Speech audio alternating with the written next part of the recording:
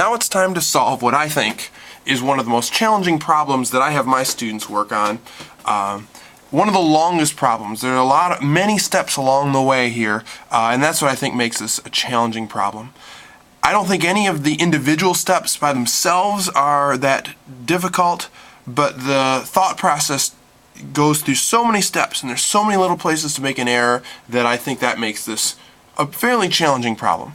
And in this problem it says write the equation of the line that passes through the points -2, 3 and 1, -9. So we want to write this equation. First thought is, if we're going to write the equation of a line in slope-intercept form, we're going to be writing this in the form of y is equal to mx plus b. And remember, m is our slope, b is the y-intercept. In other words, where that line crosses the y-axis. So, unfortunately in this problem, they don't give us any of those pieces of information. They don't tell us the slope, they don't tell us the y-intercept, we're only given the coordinates of 2 points on that line. Before we go any further, a lot of times when I'm solving problems like this, I like to actually write x and y underneath these coordinates. Because remember, when we're given an ordered pair like this, when we're given the coordinates of a point, the first number is the x coordinate, the second number is our y. The first number is our x, the second number is our y. So we can use that to solve this problem. So basically here's our plan of attack. Step 1, we need to figure out the slope. Step 2, we need to figure out the y-intercept. And then step 3, once we know those two things, then we can just simply write that into our equation. Step 3 is the easiest part. So let's start with step 1. M equals what? Find the slope. So step 1 is find the slope. So if you have been watching some of my other videos or solving other problems, you'll remember that if you want to find the slope of a line when you're given the 2 points, there's one handy formula to remember, and that is y minus y divided by x minus x. Y minus y divided by x minus x. And you can just take those numbers out of those coordinates, plug them in here, and you will get your slope. Couple things to remember. A lot of times students will want to do x minus x over y minus y, and they'll get their answer flipped upside down. But make sure they want to start with this number here, the x, but make sure you're starting with the y's and then putting that over the x's. X's should be on the bottom, y's on top. So let's do this now. Let's plug these numbers into this little equation here. Y minus y, so there's 1y, -9, minus the coordinate of the other, the y coordinate of the other point, which in this case the y is 3, divided by x minus x. Let's take the x coordinate here, which is 1, minus the x coordinate over here, which is -2. And there's another common place to make an error. Many times I've seen people do x minus x, or 1 minus 2, when in reality what we're supposed to do is this x coordinate minus this x coordinate, or 1 minus -2. So that's how I've written here, 1 minus -2. So you need both of those negative signs in there, or else you're going to end up with the wrong answer. So make sure you are avoiding that little common pitfall there. So let's do the subtraction now. -9 minus 3 is -12, over 1 minus -2 is the same as 1 plus 2, which is 3. Do a little division to simplify that. What's -12 divided by 3? And of course that is -4. So step 1 was to find the slope, which we have now done. Our m is equal to -4. Step 2. Find the y-intercept. So that's step 2, find the y-intercept. This one is where a lot of times people will start to get confused because setting this part up is a little bit strange. What we want to do here on step 2 is remember the equation is going to be y is equal to mx plus b, and b is what we want to solve for.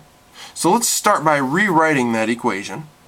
Y is equal to mx plus b. Y is equal to mx plus b. We want to solve for b. We can only solve for b if we can put numbers in for y, m, and x.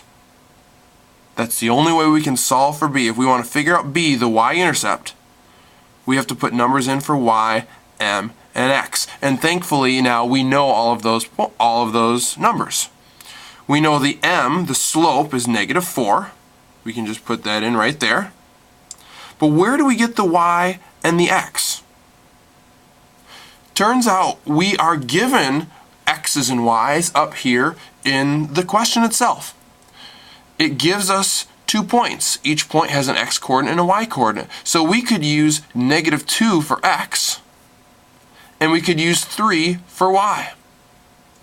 Or, it doesn't matter which, we could instead use these 2 points if you'd rather do that. You could use 1 for x and -9 for y. You'll just have to trust me on this one. You can test it yourself if you'd like. It doesn't matter which point you choose. If you put these 2 numbers in or those 2, I guarantee you will get the same answer. And I'm not going to take the time to do that right now. You can do it on your own if you're curious, if you want to test that. Which one should you do? I always pick whichever numbers look like they're going to be the easiest to work with. And here it looks like they're about the same. I kind of like x equals 1. That looks pretty easy to work with for me. So I think I'm going to use those 2 right there.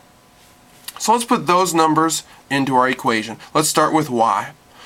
In place of y, we're going to go up here and use -9. In place of m, the slope, we're going to use the number that we just calculated back in step 1, which was -4. In place of x, we're going to go up here and use our x coordinate up here, which was just 1. And now plus b, that's what we're trying to solve for, the y-intercept. So now we've got numbers for each of those 3 variables. We can easily solve for b now. So let's start by doing this multiplication here, -4 times 1, and now I'm glad I chose x equals 1 because that multiplication becomes very easy now. -4 times 1 is obviously just -4 plus b. Let's solve for b. If we're going to get b by itself, we need to get rid of -4. Whenever you're getting rid of a number, you do the opposite. And -4 plus 4, of course, goes to 0. But whenever you have an equation, think of it as a teeter-totter. It has to stay perfectly balanced. Both sides have to remain the same. So if you're going to add some weight to one side of the teeter-totter, you better add the same amount of weight to the other side of the teeter-totter. And if we're going to add 4 to this side, you better add 4 to this side. So I'm going to go back over here and do plus 4. Now what's -9 plus 4? That's -5 is equal to b. So there's our step 2. Step 2 was find the y-intercept. We now know the y-intercept is -5. Step 1 was find the slope. The slope is -4. And finally, step 3 is just write the equation. No problem. We've got everything we need. We got our slope and our y-intercept, so y is equal to our slope, -4, times x, plus our y-intercept. Our y-intercept in this case is -5. So there is our final answer. Y equals -4x minus 5. So it's a long problem. Lots of steps. We got those 3 steps along the way. If you make a mistake early on, obviously if you get the wrong slope somewhere in here, if you make one little error with these signs, it'll give you the wrong slope. You put the wrong slope in here, you get the wrong y-intercept, your equation then is just way off. So It's a long problem, lots of little places to make errors, so you've got to be very careful. You got to keep your work organized. Hopefully it looks nice and neat, even though my writing is actually not very neat, but hopefully yours is keeping everything organized nicely, and hopefully you arrive at that correct answer right there. So, good luck.